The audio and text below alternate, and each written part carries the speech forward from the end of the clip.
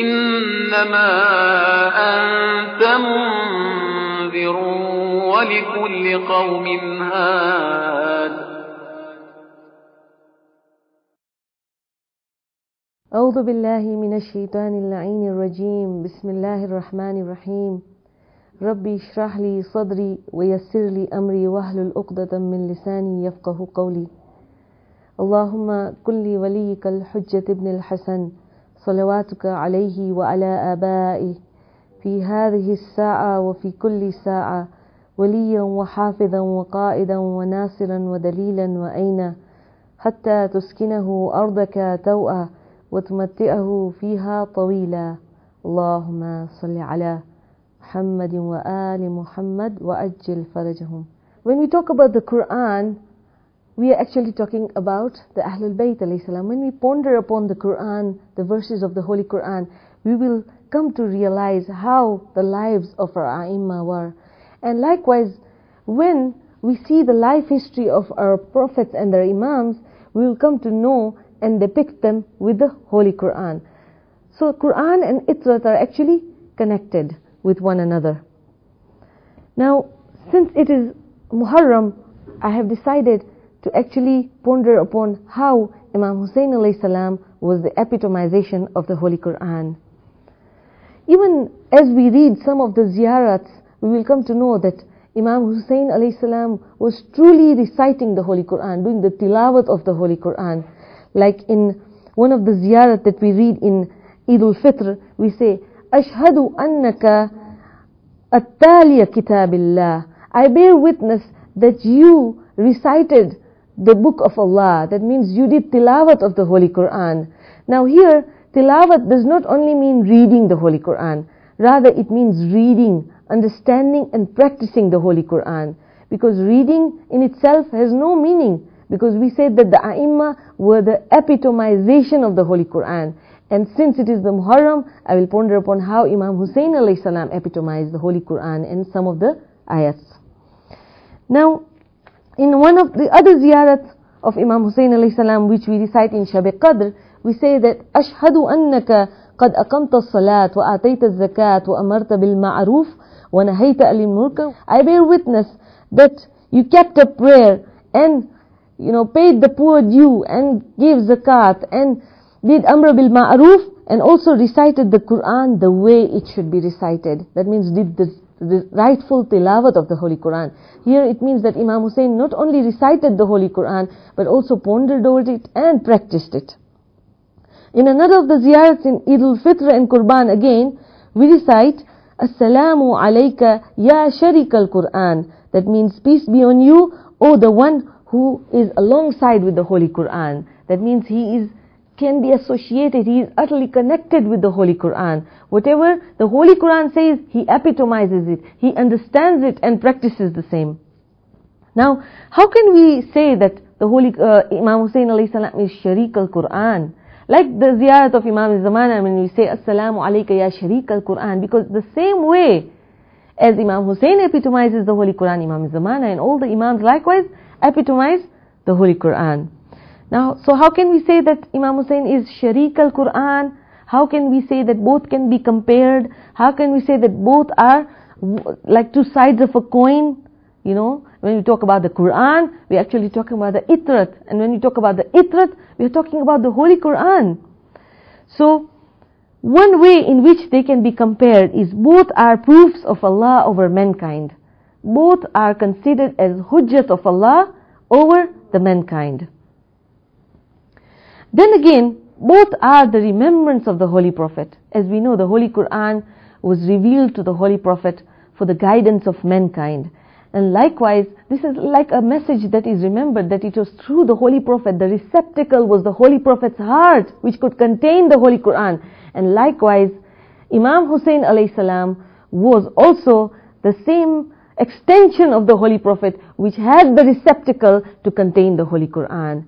He was Quran and Natiq. So, both are considered as the remembrance of the Holy Prophet. Then again, both are considered as light and nur for mankind, to remove them from ignorance and darkness and take them towards light. both are considered, the Quran and the Itrat, like take mankind from ignorance towards light. Then also, how can they be compared to each other is both have the same call towards the mankind. That means the call towards Sirat al-Mustaqim, the call towards justice, and the call towards righteousness and taqwa. Both have been calling towards goodness. That is the Quran and the Itrat. And then both the Quran and the Itrat will remain to eternity, perpetually for mankind. And then both have new messages every time we ponder over the same. Like Quran, when we ponder over each ayat, every time it has new and better messages for us than we understood the last time. Because as we keep on reading the Quran, our capacity increases, so we can take more now. And the same way, as we ponder upon the tragedy of Karbala, and we all must have noticed, we always realize that in Muharram, every time we are getting new messages. And every time we are getting better and better. Even if you go and see the azadaris, the du'as that we read, how come they are getting better and more qualitative in nature? How? It's because of the fact that this azadari leaves a mark and transforms some. And it is the sad thing to say that if it doesn't transform us, then we have not done the real azadari. And as we do the azadari, it's like we are reflecting the pages of history and what transpired in the event of Karbala. We are getting a dars-e-akhlaq, and we are getting a dars-e-tafsir of Quran. Imam Hussain reflected some of the ayats of the Holy Quran and epitomized the same. First of all, let us see in his life itself, his humble nature towards the people around him, his companions, his simplicity, the way he used to live, the way he used to move around the streets. That a hadith is quoted in Al-Kafi by Mas'ad ibn Sadaqa. He narrates that Imam Hussain ibn Ali at one instance is seen passing by among a group of needy, the people who are needy, and they have a handful of loaves of bread, just very few in their hands. And upon this, they invite Imam Hussain alayhi salam to join them. And when they invite Imam Hussain alayhi salam, he complies immediately. He sits along with them and shares their loaves of bread. There are paltry loaves of bread, very few, but Imam Hussain joins them and accepts their da'wat, accepts their invitation. Thereafter, Imam Hussain recites this ayat. That means he is epitomizing this ayat of Surah Nahl, ayat number 23. Innahu la yuhibbul mustakbirin. That means surely Allah dislikes the proud and the haughty. Here he's trying to say that when the needy even want to do a favor to you, comply to their call. Don't only think that you can help them so that they can feel a burden in their shoulders. No, when they want to help you, go on and comply to their call. Go and sit along with them. Don't feel that it is not your sha'an to sit with them. It is not your status to sit, besides them and share their food. Imam Hussain had so much at home, but he was just trying to show this, epitomize this ayat that Allah does not, surely He does not like the proud. Actually, when we say surely Allah does not love the proud, inna Allah la yuhibbul mustakbirin, Allah does not have this hubb emotionality like us human beings, that we have a kind of emotional feeling of love and hatred. No, this means that He stops His mercy from reaching the mankind. So when a person is proud and haughty and arrogant, Allah stops His mercy. He blocks His mercy. His heart gets sealed such that he cannot receive the mercy of Allah subhanahu wa ta'ala. So here, when we also, this is the lowest example of how a mutakabbir is.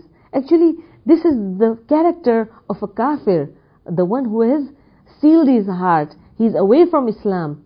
The highest extension is that, and the lowest extension is as you go along and you walk proudly, and you, for example, don't accept an invitation. Just the way Imam Hussain showed that this is the way it should be. When you accept an invitation, you are not being arrogant and proud and haughty. So that's when he joins them and eats their little dinner that they have alongside. Then again he invites them and he says, now that I have accepted your invitation, you too please oblige and accept my invitation. And he takes the fuqara home and he feeds them and he gives them equally. He tells his wife Rabab that take out whatever we have at home in store, and he gives the fuqara equally. And this is how he shows that this ayat, he epitomizes it in himself. Inna Allaha la yuhibbul mustakbirin. That means surely Allah hates those who are proud. He's also teaching us the spirit to be kept, that if the needy want to do a favor to us, we should accept. And he's also teaching us that when the needy come alongside, we should not only give them, rather we should be kind to them first. The needy sometimes feel very obliged when they ask for example, if they ask for a debt or they ask for some food. Sometimes they are really needy people who don't get their due. And so we are supposed to treat them kindly at first, just the way Imam Hussain shows that Allah does not like the proud and the haughty, means treat the beggars kindly and then give them. Don't only, rush to give them. Rather, be kind to them. Allah is the one who loves His creatures so much that not only does He tell them, beg me, but He loves us also. And look at us. Do we do the same? Do we love the beggars? So we should keep that spirit, the way Imam Hussain epitomizes the Holy Quran. We should also try to at least love the beggars and give them also. Of course, the beggars who are really needy and they really are true beggars, not the ones who just appear to wrongfully beg. Another example of how Imam Hussain alayhi salam epitomizes the Holy Quran is narrated in a hadith that Anas narrates that I was besides Imam Hussain alayhi salam when a servant, a female servant, a Kaniz, entered and gave some flowers to Imam Hussain alayhi salam. Now when Imam Hussain alayhi salam received these flowers, he was so kind that he wanted to return this tahiyyat back. That means this gift, these flowers bestowed by the Kaniz, he wanted to give the same and more back, such that he said, now you are free from my side. I have freed you as a slave. So Anas asks the Imam alayhi salam, that isn't this like something strange that you have done? She has just given you some flowers and you have freed her in the way of Allah? And Imam Hussain alayhi salam answers, وَكَذَا أَدَّبَنَ اللَّهِ. And this is the way Allah has trained us. That means, he quotes this ayat of Surah Nisa. This is how again he epitomizes the Holy Quran. Surah Nisa ayat number 86. وَإِذَا حُيِّيتُمْ بِتَحِيَّةٍ فَحَيُّوا بِأَحْسَنِ مِنْهَا أَوْ رُدُّوهَا. That means, when you are greeted with a salute, a salam, greet it with a better one than it, or return it. At least return the same.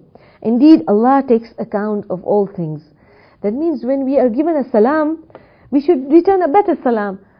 For example, Assalamu alaikum, we should return wa alaikum salam wa rahmatullah. And if it is wa rahmatullah, we should say wa alaikum salam wa rahmatullahi wa barakatuh. And this is one extension only. But another extension is like, for example, if someone bestows you with a gift, just as the female servant bestowed Imam Hussain with some flowers, and so he returned back with a better gift, a better salutation, and that is the salutation of freeing the servant. And this shows that salam is in itself a gift. And when we say Assalamu alayka ya Aba Abdullah, just as we must be saying in this Mah Muharram several times, Imam Hussain must be returning us with better and better gifts. So when we say Assalamu alayka ya Aba Abdullah, don't think that if we can't hear the wa alaykum salam wa rahmatullah, we are not getting that better gift. No, we are getting a better gift from Imam Hussain. Just our ears are blocked, our hearts are sealed. We can't hear the wa alaykum salam, or else it is wajib to reply the salam. And considering the fact that A'imma are so merciful, of course they would give a better salam, just as this riwayat states how he gave the Kaniz, the better gift.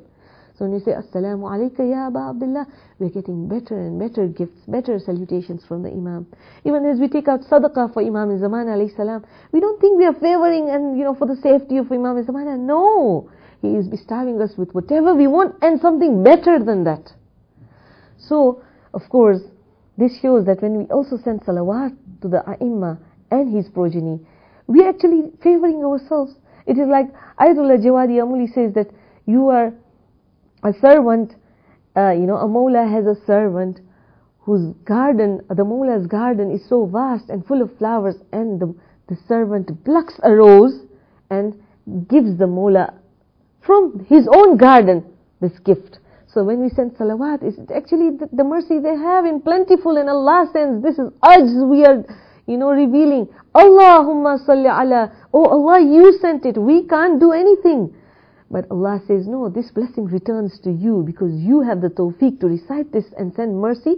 Of course, they don't need the mercy. They have plentiful. They have the garden full of roses. But what they hadn't before now reached their hand.